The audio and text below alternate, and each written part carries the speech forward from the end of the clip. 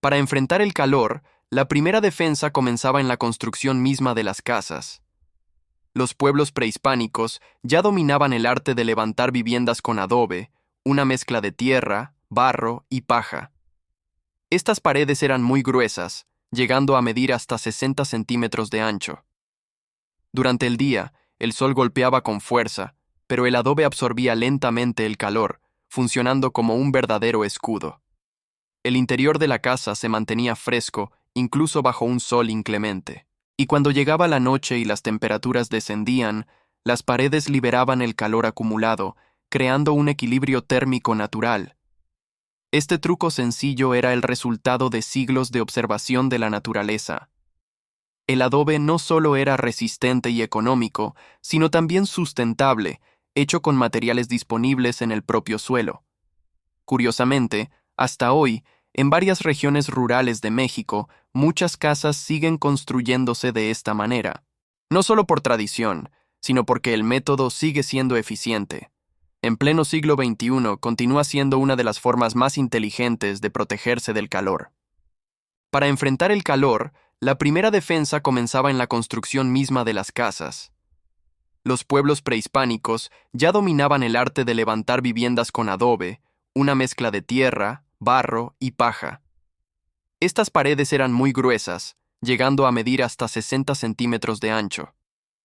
Durante el día, el sol golpeaba con fuerza, pero el adobe absorbía lentamente el calor, funcionando como un verdadero escudo.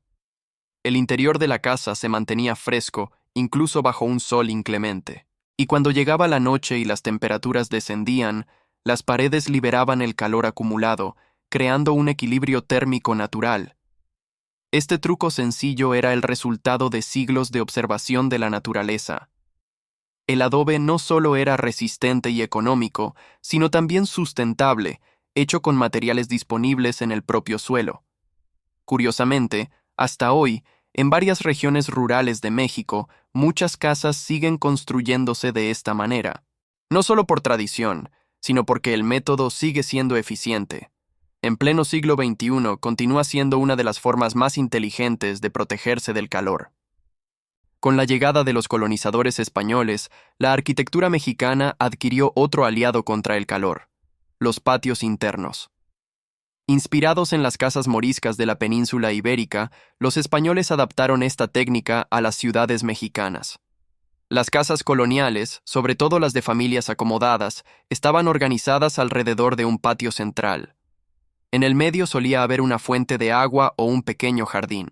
Este diseño no era solo estético, el patio funcionaba como un verdadero aire acondicionado natural. El aire circulaba libremente por el espacio, y la evaporación del agua de la fuente refrescaba el ambiente. Además, el patio era un espacio de convivencia. Allí las familias se reunían para conversar, tomar bebidas y descansar durante las horas más calurosas del día. Un detalle interesante es que muchos de estos patios aún pueden visitarse hoy en ciudades históricas como Puebla, Oaxaca y Guanajuato. Entrar en una de estas casas en pleno verano es comprobar, en carne propia, cómo la arquitectura tradicional era increíblemente eficiente contra el calor. Otro recurso arquitectónico fundamental estaba en la altura de los techos y la disposición de las ventanas. Las casas mexicanas solían tener techos muy altos, lo que permitía que el aire caliente se elevara, quedando lejos de las personas. El frescor se concentraba en la parte baja de los cuartos, donde la familia vivía y descansaba. Por su parte, las ventanas en lados opuestos generaban corrientes naturales de viento. Bastaba con abrirlas para que la brisa atravesara la casa, refrescando el ambiente. En regiones costeras o montañosas, este efecto era aún más intenso. Hoy llamamos a esto ventilación cruzada, pero en el México colonial ya era una práctica común y bien pensada. Era una forma de usar la propia naturaleza como aliada, algo que la arquitectura moderna, muchas veces, ha olvidado al depender exclusivamente de la electricidad. Mucho antes de la invención del refrigerador, México ya conocía el placer de beber algo frío. Pero este privilegio estaba reservado a las élites, porque conseguir hielo no era nada sencillo. Hombres conocidos como neveros subían a los volcanes cercanos a la Ciudad de México, como el Popocatépetl y el Iztaccíhuatl, y cortaban bloques de nieve. Estos bloques eran transportados en mulas o carretas hasta la capital y almacenados en pozos subterráneos, donde podían resistir varios días. Con esa nieve, las familias adineradas preparaban bebidas frías, jugos refrescantes e incluso helados rudimentarios. Imaginemos, en pleno siglo XVIII, tomar una bebida con hielo en la Ciudad de México. Era casi un símbolo de estatus social. Este hábito demuestra cómo, incluso sin tecnología moderna, el ser humano buscaba formas ingeniosas de traer frescura al día a día. Mientras las élites disfrutaban de la nieve de los volcanes, el pueblo encontraba su propia manera de refrescarse: los cántaros de barro. Estos jarros de arcilla se usaban para almacenar agua.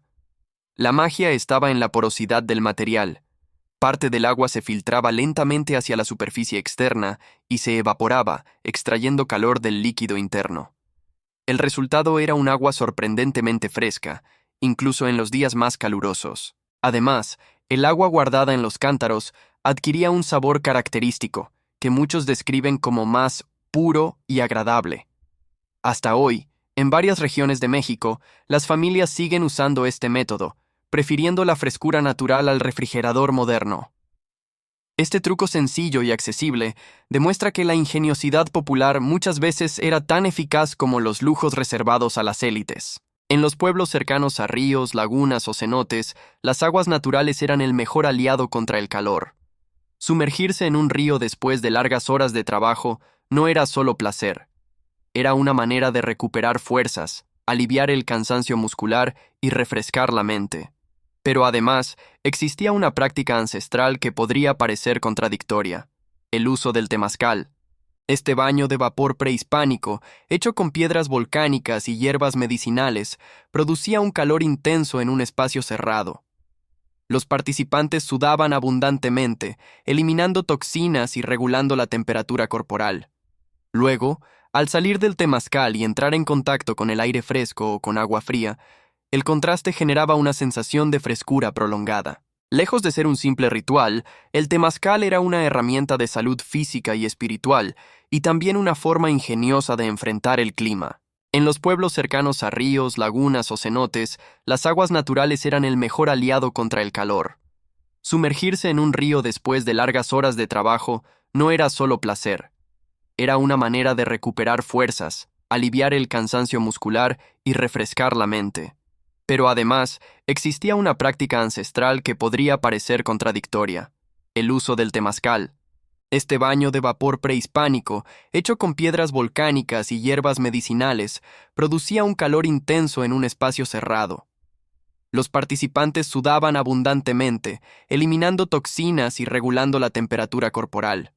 Luego, al salir del temazcal y entrar en contacto con el aire fresco o con agua fría, el contraste generaba una sensación de frescura prolongada. Lejos de ser un simple ritual, el temazcal era una herramienta de salud física y espiritual, y también una forma ingeniosa de enfrentar el clima.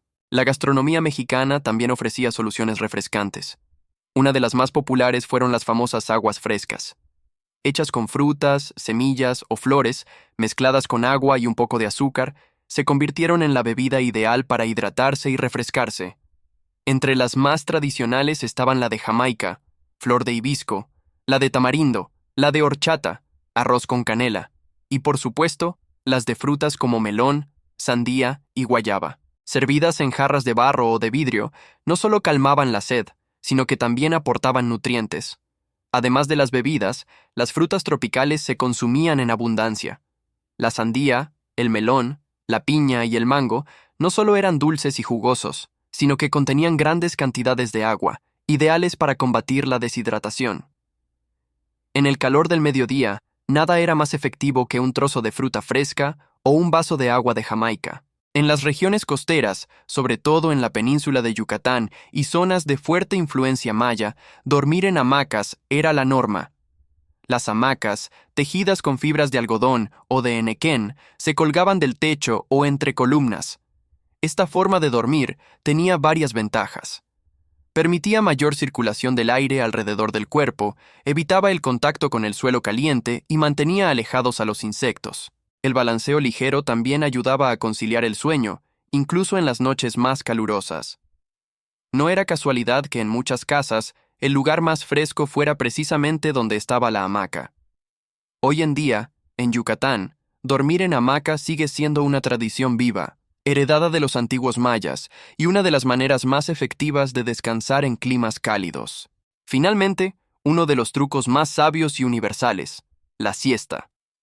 En las horas más calurosas del día, entre el mediodía y las 3 de la tarde, trabajar bajo el sol era peligroso. Por eso, campesinos, artesanos y trabajadores urbanos hacían una pausa estratégica. Se recostaban en la sombra, cerraban los ojos y dejaban que el cuerpo recuperara energía. La siesta no era un lujo, sino una medida de supervivencia. Al respetar los ritmos de la naturaleza y del propio organismo, se lograba un equilibrio que permitía continuar las labores al caer la tarde, cuando el calor era más tolerable. Este hábito, compartido con muchas culturas mediterráneas y latinoamericanas, demuestra que a veces la mejor manera de enfrentar el calor no es luchar contra él, sino adaptarse a su ritmo. Los trucos que hemos explorado, desde las casas de adobe hasta las hamacas colgantes, desde las aguas frescas hasta la siesta, revelan un aspecto fundamental de la historia mexicana, la capacidad de adaptarse al entorno con ingenio y creatividad. Antes de la llegada de la electricidad y los aparatos modernos, los mexicanos ya contaban con un manual de aire acondicionado natural.